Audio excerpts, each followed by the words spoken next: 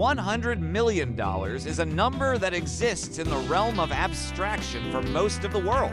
To a billionaire, it is a single year of growth. To the average person, it is 2,000 lifetimes of work. But when this amount of liquid capital is unleashed on the material world, it doesn't just buy things. It buys a new reality. It buys the ability to move through the world without ever touching the ground that common people walk on. Today, we are stripping away the mystery. We are going to look at exactly what a $100 million shopping spree looks like in 2026. From the engines that scream at 10,000 RPMs to the glass walls of Bel Air, this is the cost of ultimate luxury. Before we enter the gates of the world's most exclusive estates, make sure to subscribe. We explore the high-stakes world of the elite every week, and you don't want to be left on the outside.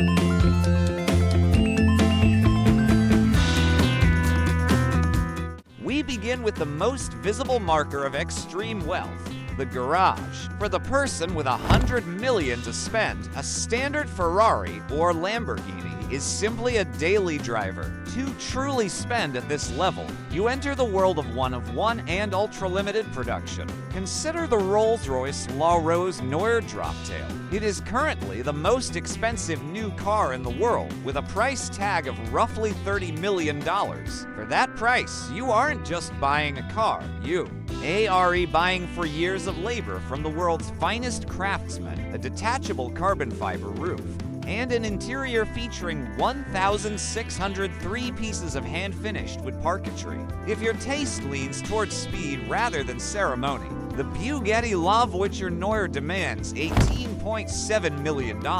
T is a sculptural masterpiece in deep gloss black lacquer. To put that in perspective, a single oil change for a car of this caliber can cost $25,000. That is more than the price of a brand new sedan for the average worker, spent just to keep the engine lubricated for a few hundred miles. When you own a $100 million collection, you aren't just paying for the metal.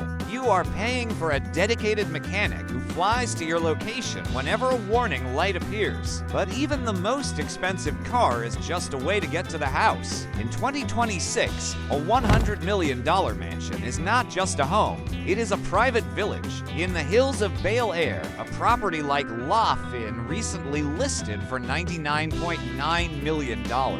What does that buy? It buys 12 bedrooms, a 6-car automated vehicle elevator that acts as a moving gallery, and a 4-foot crystal chandelier that contains 55,000 individual pieces. There is a vodka tasting room where the temperature is kept at a permanent sub-zero level, and an outdoor cinema with a 23-foot LED screen that rises out of the edge of an infinity pool. Living in a home like this costs more per month than most families earn in a decade. The property taxes alone can exceed $1 million a year. Then there is the staff. To keep a 20,000 square foot home running perfectly, you need a house manager, 3 to 5 full-time housekeepers, a private chef, and a 24-hour security detail. You are looking at an annual payroll of $700,000 just to ensure the lights are on and the floors are polished. For the wealthy, the house is a living, breathing entity that requires constant financial feeding.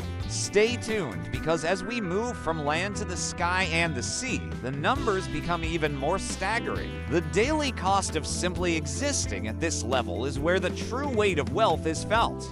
Now, we look at the items that stay on your person, the watch on your wrist. In the world of high horology, a Rolex is an entry-level piece. The truly wealthy look toward Patek Philippe and Jacob & Co. The billionaire watch by Jacob & Co. retails for $18 million. It is encrusted with 260 carats of emerald-cut diamonds. If you prefer mechanical complexity over glitter, the Patek Philippe Grandmother chime sells at auction for over $31 million. It features 20 complications, including a perpetual calendar and a minute repeater that chimes the time in different tones. To a normal person, a watch tells the time. To a person with $100 million, a watch is a portable bank account that appreciates in value while sitting in a safe. But all these toys are meaningless if you have to wait in line at an airport. This is where the $100 million truly disappears. A Gulfstream G700, the pinnacle of private aviation, costs approximately $78 million.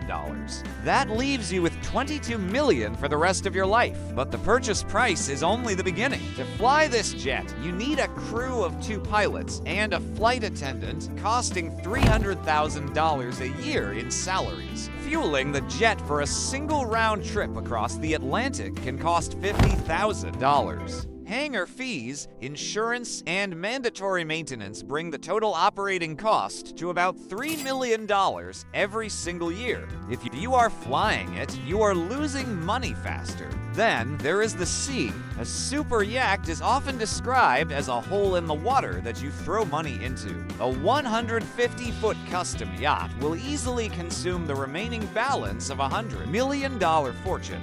The 10% rule applies here. You should expect to spend 10% of the boat's purchase price every year on upkeep. If the yacht costs $50 million, you are spending $5 million annually on dockage fees, fuel, and a crew of 10. A single week of med-mooring in Monaco during the Grand Prix can cost over $85,000 just for the parking spot. The daily spending of someone at this level is a blur of high-value transactions. A private dinner prepared by a Michelin-starred chef in your home, $5,000. A last-minute floral arrangement for a gala, $3,000. A round-the-clock concierge service that handles your travel, gifts, and errands, $15,000 a month. This is a world where expensive is no longer a word used to describe price, but a word used to describe anything that isn't the absolute best. At the end of the day, $100 million buys you a life without friction. It buys you the ability to never hear the word no,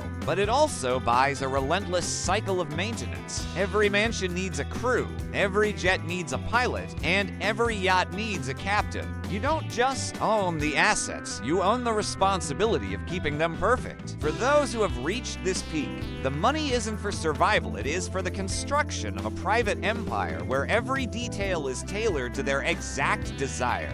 If you could spend $100 million today, what is the first thing you would buy? The jet, the mansion, or the car? Let us know in the comments below. If you enjoyed this look behind the velvet curtain, hit the like button and share this video with someone who dreams big. The world of the elite is always moving, always spending, and always evolving. To keep up with the latest in luxury, make sure you are subscribed. We will see you in the next one.